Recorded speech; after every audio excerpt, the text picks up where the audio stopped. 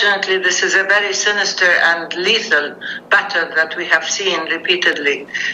Israel seems to think that it can tame and subdue a whole nation under occupation through the use of sheer power and weapons and brute force. Unfortunately, it keeps repeating itself, knowing that nothing will happen unless the occupation ends and unless Israel stops its massive escalation against the Palestinians. It's a very drastic situation. Yes, we do have 87 Palestinians in Gaza killed. There are some killed in the West Bank. And we do have, among them, there are 18 women and 8 children. 35 people seriously injured in Gaza. The situation is tragic. Israel knows no constraints, whether moral or legal or human, and it is pursuing this policy, thinking that they can have an occupation with calm and peace and quiet. This isn't going to happen. Started with Israel targeting Jerusalem. First of all, the neighborhood of Sheikh Jarrah, trying to ethnically cleanse East Jerusalem, starting with this neighborhood with Sheikh Jarrah, and attempting to kick the Palestinian families there out of their homes. And then they targeted the holy sites in the holiest month of Ramadan. They went into the compound, they went into Haram Sharif, Al-Aqsa Mosque, they fired tear gas and stun grenades, they beat up worshippers, they prevented people from going to their normal places of worship and congregation in East Jerusalem. It was a big show of strength and provocation, and they certainly provoked all Palestinians, be they Christian or Muslim. The sense that Israel now is showing that it calls the shots, it can do whatever it wants in Jerusalem and in Palestine as a whole and get away with it.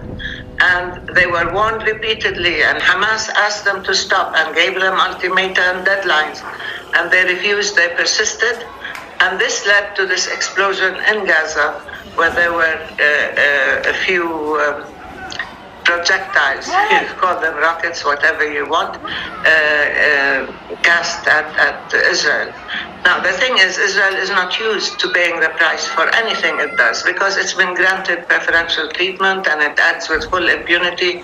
And this is one of the times in which there was a price for its actions from Gaza, and obviously it had a plan in place of a very brutal and reckless military assault that totally destroyed residential buildings, high-rises, infrastructure, in addition to the lives of human beings and the future of children.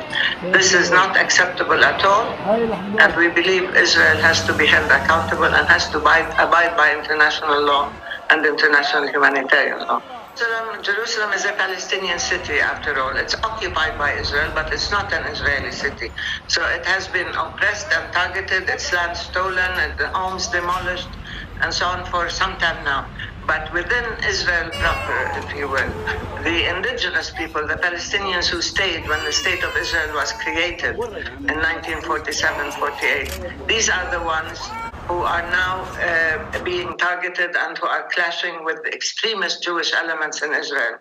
As you know, for a long time now, Israel has practiced systemic and legalized discrimination against them, whether in education or in housing or in schooling, in hospitals, in healthcare, in every possible way.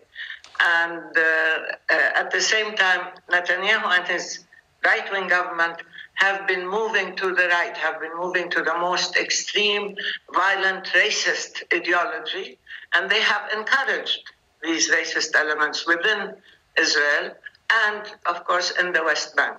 So this policy that has been endemic, that has been built into the system, particularly with the racist laws that were adopted, the nation-state law that says in Israel only the Jews can have self-determination, which is licensed to discriminate, licensed to exercise Jewish supremacy, and to exercise violence, of course, against the Palestinians. So matters have come to a head.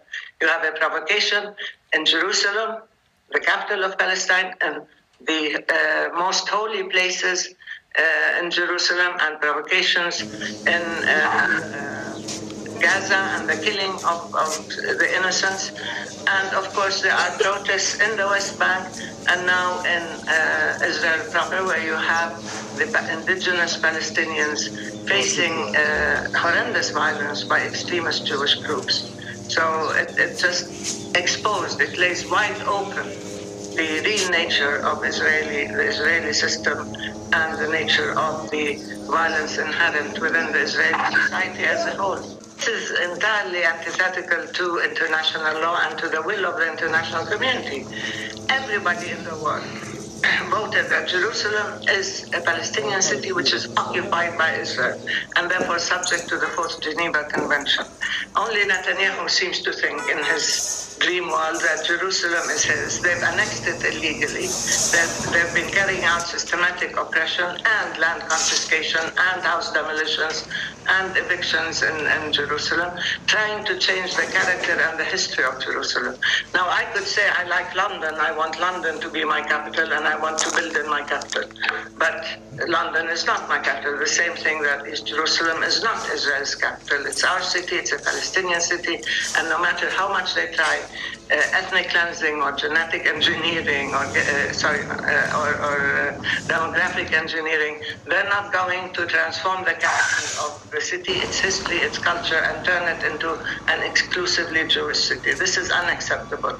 And that's why it provokes Palestinians, Christians and Muslims everywhere, and people who respect international law and believe that Palestinians have equal rights. On the whole, it's rather feeble, but this has been the case with the international community for a long time. We get lip service, we get denunciations of Israeli violations and violence, we get sometimes statements of support, but we never see that translated into action. Even UN resolutions have never been respected, abided by, or implemented. China, yes, did condemn, several countries condemned, but what is needed is serious intervention to curb Israeli violations, to provide the Palestinians with protection, to provide accountability for Israel, and to deal with the real causes rather than constantly dealing with the outcome or with the symptoms. So, and Biden, as you said, is sending a low-level civil servant, which doesn't say much. He suffers from the illusion that he can sort of ignore this very volatile situation based on injustice and cruelty, and that it will go away. If you ignore it, it's not going to go away. It can only get worse. Because unless you end the occupation, unless you treat the Palestinians as equal, unless you hold Israel accountable in accordance with international law, this is a situation that is going to continue, is going to be aggravated, and is going to escalate. It might quiet down for a while, but it will flare up again.